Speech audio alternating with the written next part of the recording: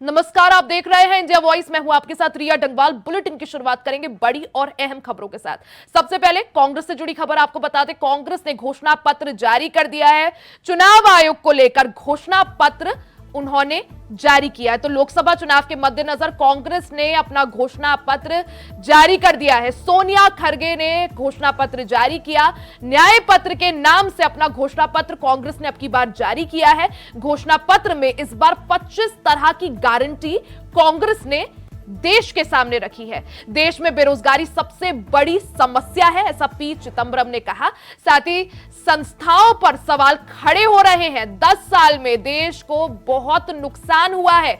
यह सरकार अमीरों द्वारा अमीरों वाली है। यह घोषणा पत्र गरीबों के लिए है, ऐसा कांग्रेस की तरफ से कहना है। आपको बता दें कि आज लोकसभा चुनाव के मद्देनजर कांग्रेस ने अपना मैनिफेस्टो यानी घोषणा पत्र भी जारी कर दिया है। इस दौरान कांग्रेस के कई दिग्गज नेता मौजूद रहे। तस्वीरें आपको दिखा रहे हैं। सोनिया गांधी को आप देख सकते हैं, मल्लिकार्जुन खड़गे जो कि कांग्रेस के राष्ट्रीय अध्यक्ष हैं, साथ में राहुल गांधी को आप देख सकते हैं, पी चिदंबरम को आप देख सकते हैं। तो कांग्रेस ने आज अपना घोषणा पत्र जारी कर दिया है। कांग्रेस ने अपने घोषणा पत्र को न्याय पत्र नाम दिया है, क्योंकि कांग्रेस की तरफ से कहना है कि युवाओं को, गरीबों को, महिलाओं को हम न्याय के नाम से जो है सुविधाएं देंगे। 25 तरह की गारंटियां इस घोषणा पत्र में दी गई हैं। साथ ही इस दौरान कांग्रेस की तरफ से कहा गया है कि देश में बेरोजगारी सबसे बड़ी समस्या है। सवाल खड़े हो रहे हैं कई सारी संस्थाओं पर, जैसे ईडी, सीबीआई। साथ ही कांग्रेस ने कहा कि 10 साल में देश को बहुत ज्यादा नुकसान हुआ है। यह सरकार यानी बीजेपी सरकार पर हमला करते हुए कांग्रेस की तरफ से कहना है कि यह सरकार अमीरों द्वारा अमीरों वाली है। और जो घोषणा पत्र कांग्रेस के द्वारा पेश किया गया है, यह घोषणा पत्र गरीबों के लिए बनाया गया है। तो चुनाव से जुड़ी बड़ी खबर आपको बता दें, चुनाव के मद्देनजर सरगर्मियां और ज्यादा तेज हो गई है। कांग्रेस चुनावी रण में अपने घोषणा पत्र के साथ कूद चुकी है। घोषणा पत्र आज कांग्रेस ने जारी कर दिया है, जिसको न्याय पत्र नाम दिया गया है। वहीं लखनऊ से बड़ी खबर आपको बता दें, बंद होने वाले मदरसों के छात्र सरकारी स्कूलों में पढ़ेंगे। नहीं होगा बच्चों का भविष्य खराब। सरकारी विद्यालयों में कराया जाएगा प्रवेश। जिला स्तर पर 5 सदस्य कमेटी का गठन होगा। साथ ही 5 सदस्य कमेटी के अध्यक्ष डीएम होंगे। मुख्य सचिव दुर्गा शंकर मिश्रा ने ये निर्देश जारी करे हैं। तो आपको बता दें, इससे पहले आदेश आया था जिसके तहत ये था कि सभी जो मदरसे हैं वो अब सरकारी स्कूलों के साथ मिल जाएंगे। इस दौरान लखनऊ से आपको बड़ी खबर बता दें, जो मदरसे बंद होंगे उनको, उनके बच्चों को या उनमें पढ़ने वाले छात्रों को सरकारी स्कूल में शिफ्ट किया जाएगा। बच्चों का भविष्य खराब नहीं होगा। सरकारी विद्यालयों में उनका प्रवेश कराया जाएगा। जिला स्तर पर 5 सदस्य कमेटी का गठन होगा। 5 सदस्य कमेटी के अध्यक्ष डीएम होंगे। वहीं मुख्य सचिव दुर्गा शंकर मिश्र ने ये निर्देश जारी कर दिए हैं। तो लखनऊ से आपको बड़ी खबर बता रहे हैं, जहां जो मदरसे बंद होने वाले हैं, बच्चों की पढ़ाई में किसी भी तरह का फर्क ना पड़े, पढ़ाई के साथ खिलवाड़ ना हो, इसको देखते हुए जो मदरसे बंद हो रहे हैं उनके छात्र सरकारी स्कूल में पढ़ेंगे और उन छात्रों के सरकारी विद्यालयों में प्रवेश के लिए प्रक्रिया जो है आसान की जाएगी। जिला स्तर पर 5 सदस्य कमेटी का गठन होगा। 5 सदस्य कमेटी के अध्यक्ष डीएम होंगे। वहीं मुख्य सचिव दुर्गा शंकर मिश्रा ने यह निर्देश जारी कर दिया है।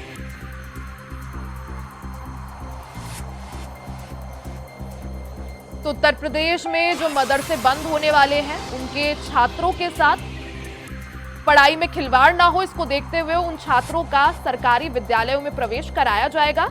इसकी जो प्रक्रिया है उसे आसान किया जाएगा। खबर पर ज्यादा जानकारी के साथ हमारे साथ ब्यूरो चीफ प्रियम पाठक जुड़ चुके हैं। प्रियम, जिस तरह से खबर है कि जो मदरसे बंद हो रहे हैं उनमें पढ़ने वाले छात्रों की पढ़ाई के साथ खिलवाड़ ना हो, नुकसान ना हो, उसको देखते हुए सरकारी स्कूल में उनका दाखिला कराया जाएगा और इस प्रक्रिया को आसान किया जाएगा। क्या जानकारी इसको लेकर? बिल्कुल रिया, देखिए 22 मार्च को इलाहाबाद हाईकोर्ट की जो लखनऊ बेंच है उसने अधिनियम मदरसा बोर्ड का जो 2004 का था उसको असंवैधानिक करार देते हुए उसे रद्द कर दिया था।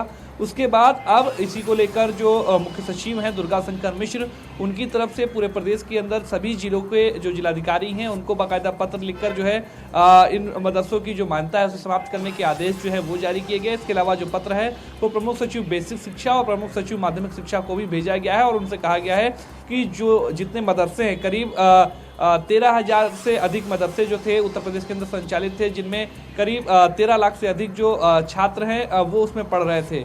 9,000 से अधिक शिक्षक थे जो इनको पढ़ाने का काम कर रहे थे। तो ऐसे में इन छात्रों की जो भविष्य है वो ना खराब हो, उसको ध्यान में रखते हुए अब ये फैसला किया गया है कि जो मदरसे मानक पूरे कर रहे हैं उन मदरसों को जो है वो यूपी बोर्ड से संबद्ध किया जाएगा या फिर सीबीएसई बोर्ड या फिर आईसीएसई बोर्ड से वो अपनी मान्यता ले सकते हैं जो उसके हिसाब से जो मानक हैं उनको पूरा कर रहे हैं। लेकिन जो मदरसे मानक पूरा नहीं कर रहे हैं उनकी मान्यता जो है वो रद्द हो जाएगी और वहाँ पर जो पढ़ने वाले बच्चे हैं उनका भविष्य ना खराब हो, इसलिए सरकार ने फैसला किया है कि उन बच्चों को बेसिक शिक्षा और माध्यमिक शिक्षा के जो स्कूल हैं जो मौजूदा वक्त में चले उनमें उनको समायोजित किया जाएगा ताकि उनका भविष्य जो है वो खराब ना हो। हाईकोर्ट ने जो अपना आदेश जारी किया था उसमें कहा था कि चूंकि भारत एक लोकतांत्रिक देश है तो ऐसे में किसी एक धर्म विशेष को लेकर इस तरीके का अधिनियम जो है वो नहीं बनाया जा सकता है और इसीलिए उसने यूपी मदरसा बोर्ड 2004 जो था उसको खारिज कर दिया था। और उसके बाद कहीं ना कहीं इस बात को लेकर कयास लगाए जा रहे थे कि अब जो इन स्कूल जो मदरसों में पढ़ने वाले जो छात्र हैं उनका आगे का शैक्षिक भविष्य किस तरीके से होगा, तो उसको लेकर भी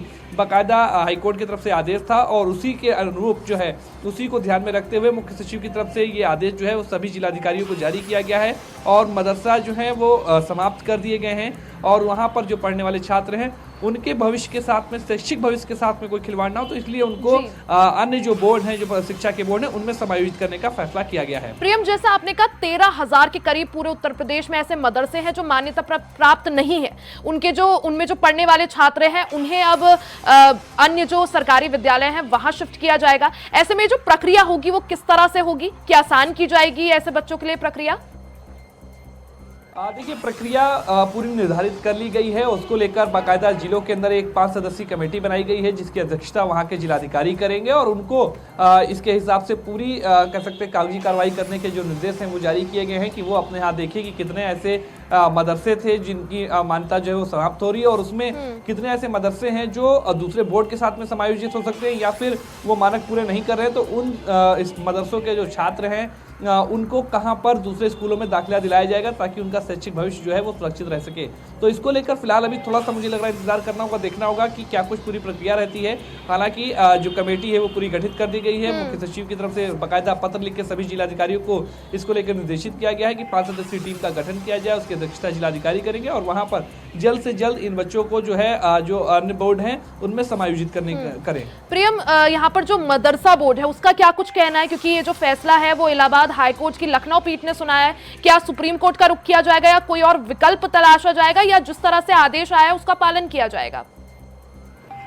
देखिए इसको लेकर बाकायदा जो लोग हैं जो मदरसा बोर्ड से जुड़े हुए लोग हैं उन्होंने सुप्रीम कोर्ट का दरवाजा खटखटाया है, वहां पर इस पूरे मामले को लेकर सुनवाई होनी है। लेकिन जब तक अभी फिलहाल सुप्रीम कोर्ट में इस मामले को लेकर सुनवाई नहीं होती है तो हाईकोर्ट के फैसले को सरकार ने जो है वो स्वीकार किया है और उसके तहत ये आदेश जो है वो जारी किया गया है। जब सुप्रीम कोर्ट में सुनवाई होगी तो देखना होगा कि सुप्रीम कोर्ट क्या हाईकोर्ट के फैसले को खारिज करता है या फिर इसको सही ठहराता है। तो ये जब सुप्रीम कोर्ट में सुनवाई होगी उस दौरान चीजें जो है स्पष्ट तौर पर साफ हो पाएंगी। लेकिन फिलहाल अभी कह सकते हैं कि हाईकोर्ट के फैसले को सरकार ने मानते हुए ये आदेश जो है पूरे प्रदेश में जारी किया है। ठीक है प्रियम, आप बने रहिएगा, आगे भी आपसे चर्चा करेंगे।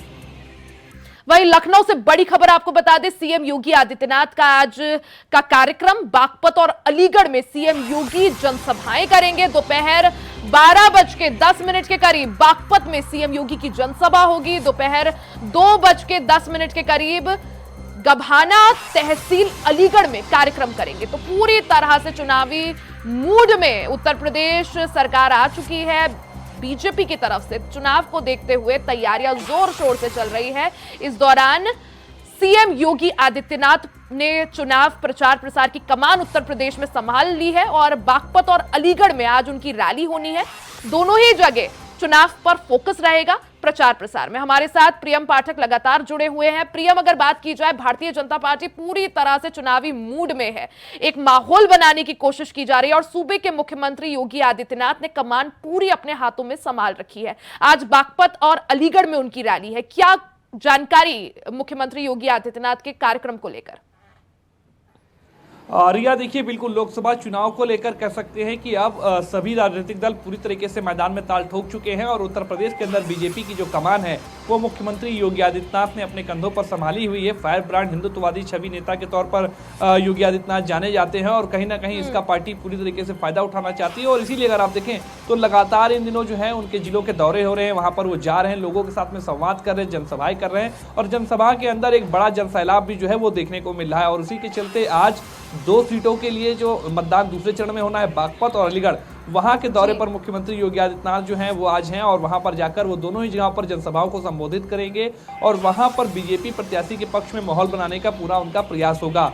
इससे पहले भी हमने देखा है कि लगातार पिछले दिनों से वो जिलों के दौरे कर रहे हैं, 2-2, 3-3 जिलों के दौरे में जाकर वो लगातार जनसभाएं कर रहे हैं। और उनके दौरे के दौरान जो सबसे अहम बात है कि वो केंद्र सरकार की चाहे योजनाएं रही हो या फिर उत्तर प्रदेश सरकार की योजनाएं रही हो, दोनों ही सरकारों ने किस तरीके से कार्य किया है और किस तरीके से विकास के मुद्दे को आगे बढ़ाया, इसको लेकर वो जनता के बीच में जा रहे हैं। तो एक तरफ जहां हिंदुत्ववादी की बात हो रही है, हिंदुत्व की बात हो रही है, वहीं दूसरी तरफ विकास का जो एजेंडा है उसको योगी आदित्यनाथ ने अपना अहम हथियार बनाया हुआ है और कानून व्यवस्था एक बड़ा मुद्दा इसमें बनके सामने आया है। और इस तरीके से पिछले दिनों उनके बयान भी देखने को मिले हैं तो वो भी काफी चर्चा का विषय रहे हैं और यही वजह है कि लोग उनको अपने बीच में देखना और सुनना चाहते हैं।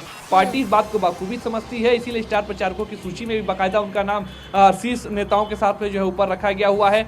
अन्य राज्यों में भी मुख्यमंत्री योगी आदित्यनाथ जा सकते हैं, जहां पर पार्टी को लगता है कि वहां पर उनके दौरे से पार्टी को चुनावी फायदा होगा तो वहां पर उनको भेजा जा सकता है। इससे पहले हमने देखा अन्य राज्यों के जो विधानसभा के चुनाव रहे वहां पर भी योगी आदित्यनाथ को भेजा जाता रहा है। अब ऐसे में जब पूरे देश के अंदर चुनाव है और उत्तर प्रदेश चूंकि सबसे अहम है, 80 लोकसभा की सीटें हैं, तो लगातार यहाँ पर भी मुख्यमंत्री योगी आदित्यनाथ ने चुनावी प्रचार प्रसार की जो कमान है उसको संभाला हुआ है और लगातार इन दिनों उनके जो चुनावी दौरे हैं वो देखने को मिल रहे हैं। और इसी के चलते आज वो अलीगढ़ और बागपत 2 जिलों के दौरे पर रहेंगे, जिसमें पहले वो बागपत पहुंचेंगे जहां पर अब से मैच कुछ देर बाद उनकी जनसभा शुरुआत होगी और उसके बाद में अलीगढ़ पहुंचकर वो बीजेपी के पक्ष में माहौल बनाने का पूरी तरह से प्रयास करते हुए नजर आएंगे। प्रियम, अगर बात की जाए उत्तर प्रदेश की सीटों के लिहाज से सबसे बड़ा राज्य, सबसे महत्वपूर्ण राज्य, 80 लोकसभा सीटें और दिल्ली तक का रास्ता उत्तर प्रदेश के बिना पूरा नहीं हो सकता। ऐसे में जब लक्ष्य इतना बड़ा हो, 400 पार, तो उत्तर प्रदेश का आप नकार नहीं सकते, इग्नोर नहीं कर सकते। ऐसे में बीजेपी पूरी तरह से प्रचार प्रसार में जुटी हुई है।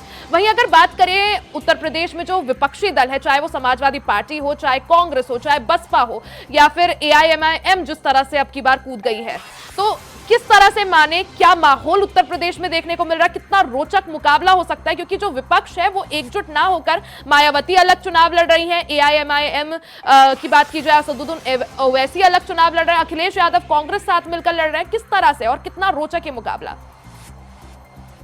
देखिए, बिल्कुल मुकाबला काफी रोचक है, लेकिन स्थितियां जो हैं वो अगर आप साफ तौर पर देखें, बीजेपी पूरी तरीके से अब चुनावी मोड़ में उतर चुकी है ग्राउंड जीरो पर और वहां पर पहुंचकर उसकी जनसभाएं हो रही हैं, उसके जो शीर्ष नेता हैं वो लगातार लोगों के बीच में जा रहे हैं। वहीं दूसरी तरफ अभी विपक्ष की तरफ से उस तरीके से ग्राउंड पर तैयारियां जो है वो देखने को नहीं मिली हैं, कोई बड़ी जनसभाएं जो हैं वो देखने को नहीं मिली हैं।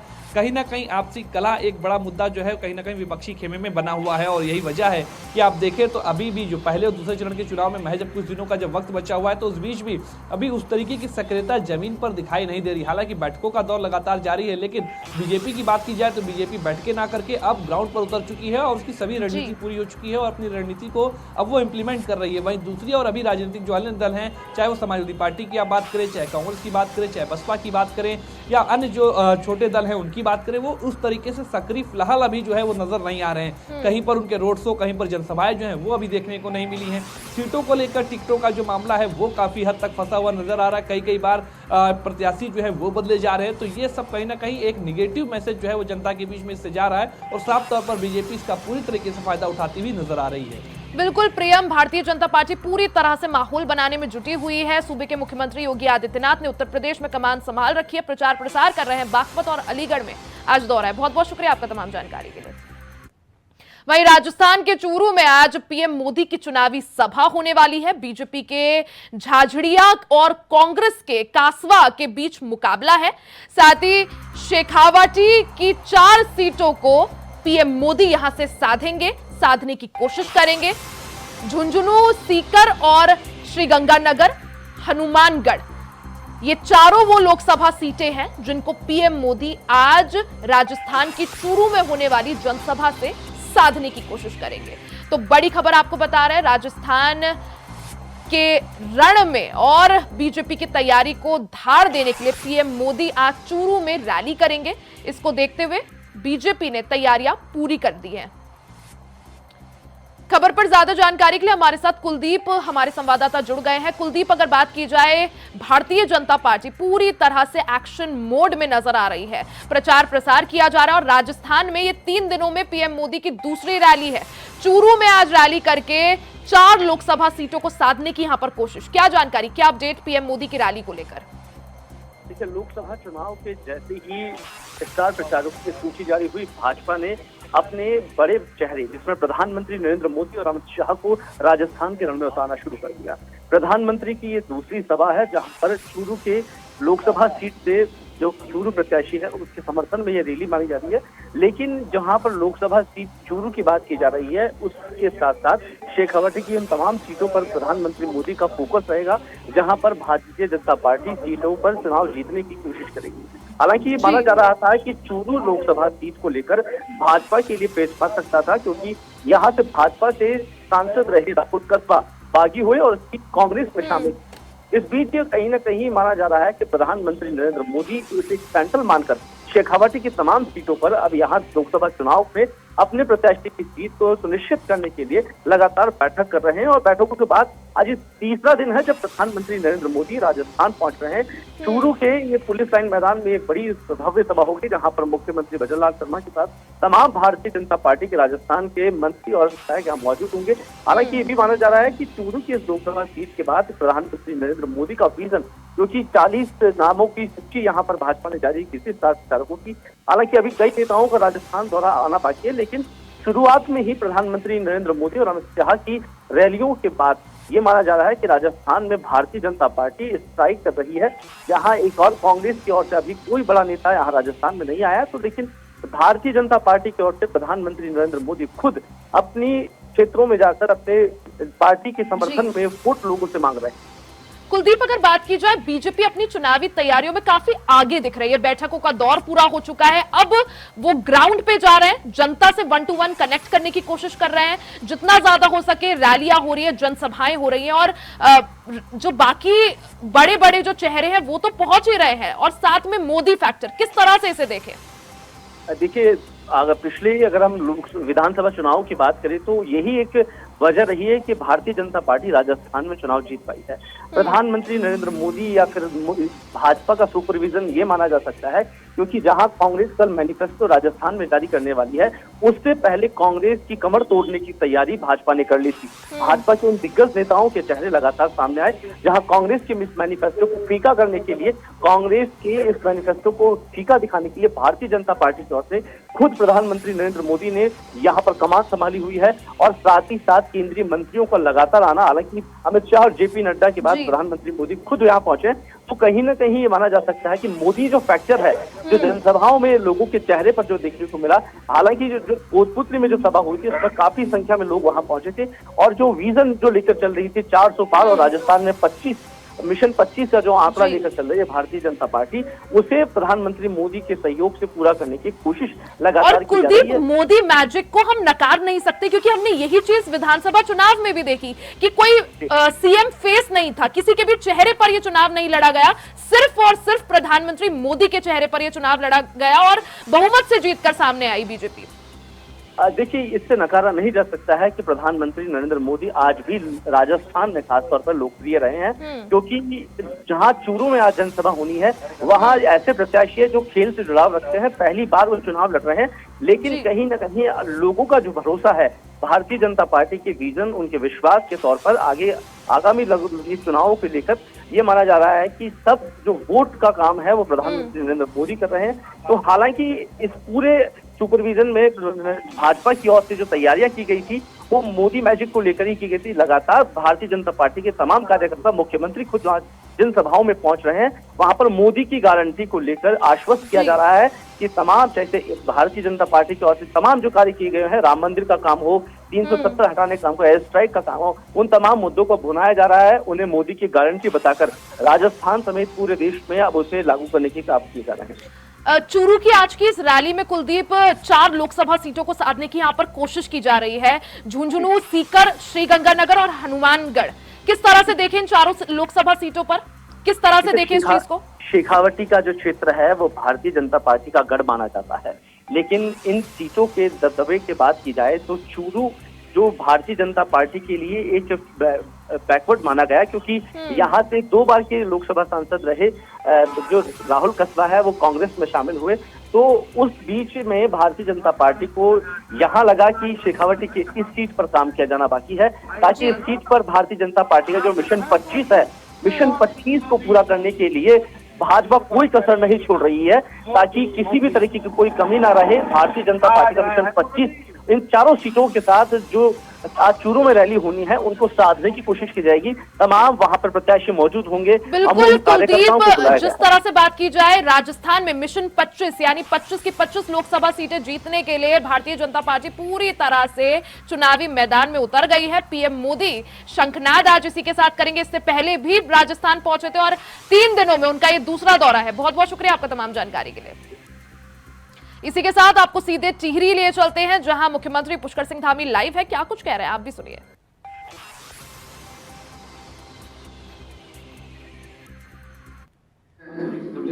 उत्तराखंड में रुद्रपुर में आए थे और रुद्रपुर में उन्होंने एक विशाल रैली को संबोधित किया था और उस रैली से उन्होंने एक संदेश दिया। उन्होंने मुझे कहा कि धामी जी आप जहां भी जाओगे पूरे उत्तराखंड के अंदर, सबसे पहले सब लोगों को मेरा प्रणाम कहना और मेरा राम राम कहना।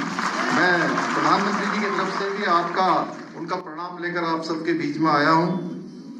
भाइयों बहनों, इसके साथ ही आप सभी जानते हैं कि इस बार हमने माननीय मोदी जी को फिर से देश का प्रधानमंत्री बनाना है और उसके लिए इस लोकसभा क्षेत्र से भी भारी बहुमत से और बड़ी भारी बहुमत, अभी जोत सिंह जी ने कहा 18, 12 और 22,